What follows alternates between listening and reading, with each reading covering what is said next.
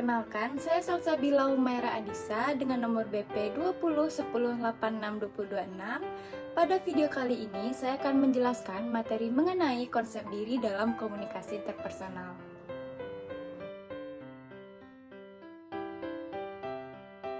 Dalam materi kali ini, saya akan membahas 3 poin utama, yaitu konsep diri, hubungan antara konsep diri dengan komunikasi interpersonal, serta faktor-faktor yang mempengaruhi konsep diri dalam komunikasi interpersonal.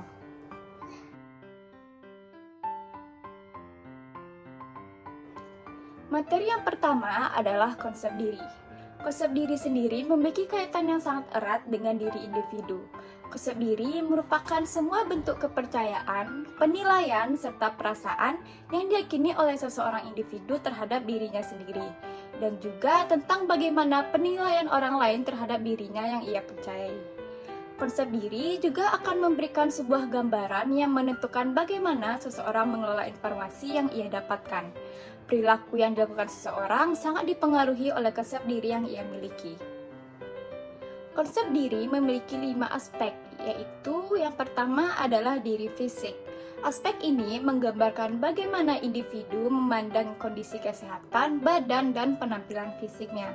Yang kedua adalah diri moral dan etik, yaitu aspek yang menggambarkan bagaimana individu memandang nilai-nilai moral etik yang dimilikinya, seperti sifat baik atau sifat jelek yang ia miliki. Yang ketiga adalah diri sosial, yaitu aspek yang menggambarkan sejauh mana perasaan mampu dan perasaan berharga dalam lingkup interaksi sosial dengan orang lain.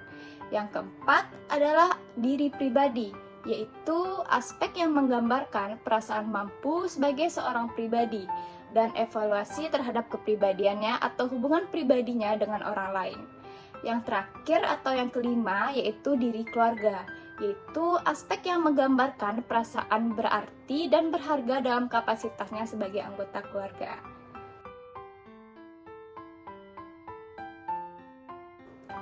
Materi selanjutnya yaitu hubungan konsep diri dalam komunikasi interpersonal.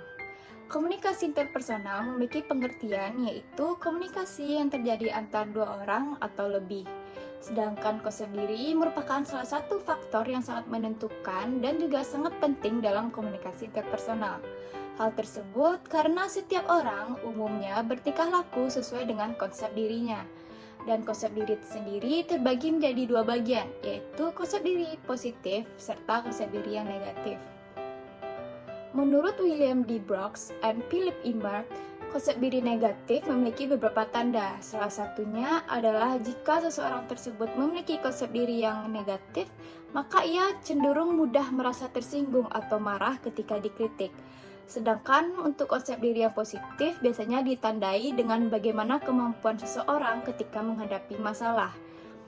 Hal tersebut karena konsep diri sangat penting dalam terwujudnya kemampuan komunikasi interpersonal. Sehingga jika seseorang memiliki kemampuan konsep diri yang positif, maka ia akan cenderung mampu mengeluarkan segala sesuatu yang ada pada dirinya, terutama dalam mengeluarkan pendapat, ide, ataupun gagasan kepada orang lain dengan tenang dan dengan baik.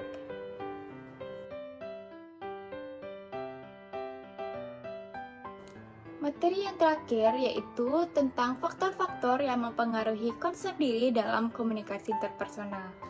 Dalam materi kali ini terdapat 2 faktor utama, yaitu yang pertama adalah orang lain dan yang kedua adalah kelompok rujukan atau reference group.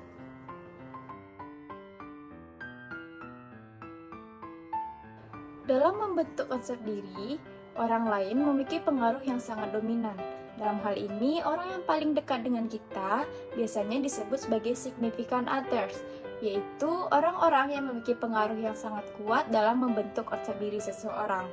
Significant others itu terdiri dari orang-orang yang sangat penting, seperti orang tua, saudara-saudara, dan juga orang yang tinggal satu rumah dengan kita.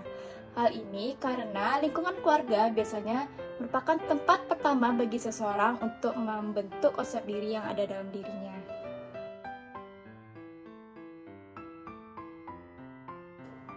Manusia merupakan makhluk sosial yang pastinya tidak akan terlepas dari yang namanya pergaulan dengan masyarakat.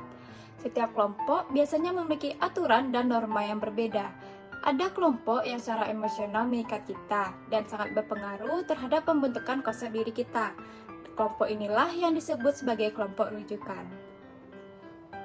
Selain dua faktor tersebut, Harlock juga menyatakan bahwa terdapat beberapa faktor yang mempengaruhi konsep diri seseorang, yaitu yang pertama adalah kondisi fisik.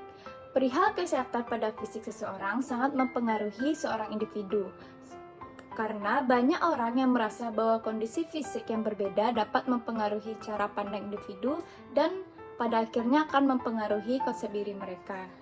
Yang kedua adalah bentuk fisik. Individu yang memiliki postur tubuh yang tidak ideal membuat konsep diri mereka menjadi rendah. Hal ini dapat mempengaruhi kepercayaan diri seseorang yang nantinya juga akan berdampak pada rendahnya konsep diri mereka. Yang ketiga adalah nama dan julukan. Nama yang terkesan merendahkan atau bahkan menghina akan membuat seseorang memiliki konsep diri yang rendah. Julukan yang negatif pada individu akan menimbulkan konsep diri individu tersebut menjadi rendah. Yang keempat adalah status sosial dan ekonomi. Individu yang merasa mempunyai status sosial yang lebih baik atau tinggi biasanya memiliki citra atau pandangan yang baik juga terhadap dirinya. Namun, jika seseorang tersebut memiliki status atau ekonomi yang buruk, maka ia pun akan memiliki pandangan yang negatif atau rendah terhadap dirinya sendiri. Yang kelima adalah dukungan sosial. Dorongan atau motivasi dari luar juga akan membantu untuk membentuk konsep diri seseorang. Yang keenam adalah keberhasilan dan kegagalan. Kegagalan akan menciptakan perasaan kurang pantas yang pada akhirnya akan menyebabkan penilaian yang buruk terhadap dirinya. Sebaliknya, jika keberhasilan atau kesuksesan akan membentuk perasaan bahagia dan membentuk penilaian yang baik terhadap diri mereka. Dan yang ketujuh adalah jenis kelamin. Pandangan bahwa peran yang dilakukan wanita lebih rendah pada pria dapat menyebabkan berkurangnya penilaian wanita terhadap dirinya. Namun, dalam lingkungan masyarakat saat ini sudah terbentuknya konsep bahwa pria dan wanita memiliki hak setara atau kesetaraan gender, yaitu perlakuan yang sama dan hampir sama di semua bidang. Perlakuan yang sama akan sangat berpengaruh terhadap konsep diri individu tanpa memandang jenis kelamin. Dan yang terakhir adalah inteligensi. Individu yang memiliki inteligensi yang kurang akan merasa mendapat perlakuan yang berbeda, bahkan penolakan dari orang sekitarnya. Penolakan tersebut akan menyebabkan individu tersebut memiliki penilaian negatif terhadap dirinya. Dan sehingga individu merasa ada yang kurang dan berbeda dengan kondisi dirinya dibandingkan dengan orang lain yang berinteligensi lebih tinggi. Dari pembahasan materi yang telah saya sampaikan sebelumnya, dapat kita simpulkan bahwa konsep diri merupakan suatu bentuk implementasi diri seseorang dari sifat yang ia punya, di mana ketika seseorang memiliki konsep diri, maka ia akan berperilaku, bertingkah, dan juga bersikap sesuai dengan konsep diri yang dia miliki. Yang mana nantinya manfaat yang ia dapatkan dari adanya konsep diri ini membuat ia akan lebih mengenal dirinya sendiri dan orang lain pun akan lebih mudah untuk membuat persepsi terhadap diri mereka. Selain itu, konsep diri negatif tidaklah selamanya buruk. Banyak cara yang dapat kita lakukan untuk membentuk konsep diri yang positif dalam diri kita. Yang pertama adalah sebisa mungkin untuk menyingkirkan sugesti-sugesti negatif yang muncul dalam pikiran. Karena sugesti negatif itu dapat mendorong seseorang untuk mendapatkan kegagalan dan juga biasanya hal tersebut dapat sangat mempengaruhi orang dalam bertingkah laku di lingkungannya. Yang kedua adalah berhenti membandingkan diri sendiri dengan orang lain. Meskipun sangat penting untuk mendengarkan pikiran sendiri, namun penting juga untuk mengetahui bagaimana melepaskannya.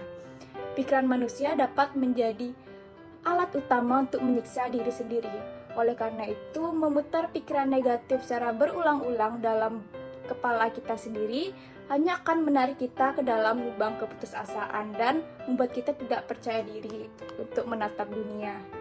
Selanjutnya adalah mencoba untuk bersyukur. Di dunia, terdapat banyak pilihan tanpa batas dan juga keinginan yang tidak realistis. Oleh karena itu, sebisa mungkin kita untuk selalu bersyukur dengan apa yang kita miliki.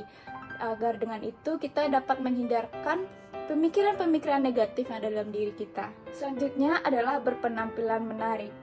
Berpenampilan menarik dan rapi juga akan dapat meningkatkan kepercayaan diri dan juga kebahagiaan hidup kita.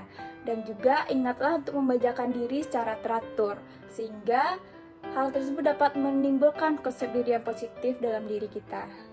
Yang terakhir adalah memiliki tujuan hidup. Memiliki tujuan hidup yang bermakna dan selaras dengan kekuatan serta nilai-nilai diri kita dapat membangun kepercayaan diri yang ada dalam diri kita, serta melindungi diri kita dari kekacauan emosi. Kemunduran, komentar-komentar negatif, dan situasi sulit akan menjadi masalah tidak besar jika seseorang memiliki tujuan dan emosi positif dalam dirinya. Dan hal tersebut akan mendorong kita untuk mengambil tindakan nyata dan berkembang dari hal-hal buruk. Baiklah, hanya itu yang dapat saya sampaikan. Dan semoga setelah kita memahami apa itu konsep diri, kita akan dapat lebih mengenal diri kita dan juga dapat menebarkan hal-hal positif ke sekitar kita, guna untuk menciptakan konsep diri positif bagi kita dan juga orang lain. Sekian dari saya. Assalamualaikum warahmatullahi wabarakatuh.